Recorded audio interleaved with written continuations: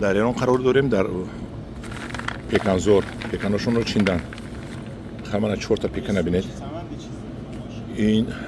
از با مانند چهارمغز کلونی تاجیکستان این پیکن است محصولاتی نهایت و قیمت انا کلیتمونه ببینید کلیت ماشین موندیم چقدر کلون است جمع آوری کردن این پیکنزور است حاضر پیشی نهولای پیکن میریم یک دو سوال دارم دوستان عزیز آمدیم نیهول خانه پیکن پیوندی آقای حمیدی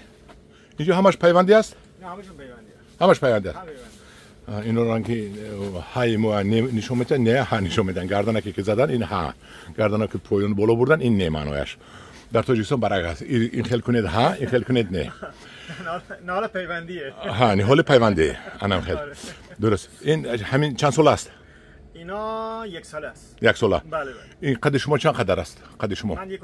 1.80 این الکی 1.5 کمی کمش است این 1.5 است 1.5 تقریبا 1.5 کمتر یا بیشتر کمتر هم هست بیشتر 1.80 هم هست قریبی این بعدی که خدا کند و ما خریدیم برده تاجیکستان شناندیم چند سال پس به میوه‌دهی شروع میکند تجربه خودم میگه که در سال 4م شما بار روی درخت میبینید بعد از شناندن بعد از 4 سال تاجیکستان برده شناندیم 4 سال پس الان روی نهال تک و توک بار هست ولی این به این معنی نیست که شما همون سال دوم بار میگیرید درخت باید هیکل کنه شاخ و برگ بزنه و شاخه‌های بیشتر بار بیشتر واقعیت این هست سال 4م شما بار رو درخت میبینی و تصاعدی سال به سال بارش افزایشی میشه هر سال زیاد میشه سال تقریبا سال 11 چیزی حدود 3.5 تن بار گرفتیم از 100 درخت از 100 درخت از 1 هکتار بله بله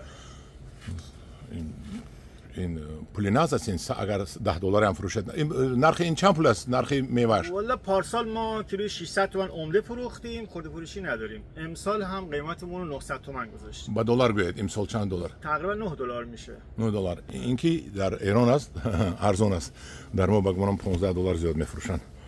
بزرگچوی ما من هم دوران عزیز این جای پیوندی هاش من ببینید من پیوند کرده است پیوندش هم یاد گرفتیم دوست پرسیدم آقا حمیدی دست شما درد نکنه خیلی مقدم و ممنونم که پیش ما اومدید تشکر هم دوران عزیز اگر مقبول شده باشد نواری من پادپیسات کنید لایک کنید یکون گپای خوب نویسید دشنام نکنید بچهای یوتیوب التماس من با شما یکون بدی نکردم دشنام نکنید من هم دوران عزیز این پیکنزور می باشد نیهولش قیمتش بالا گفتشتیم های در حقیقت این چیزی که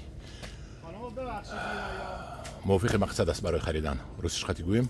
این ستویشی چیایده ستوی دینه کردن در پناه خدا باشد یکون کس چیزی خوبی گفتنی باشد نویسد دشنام نکنید التماس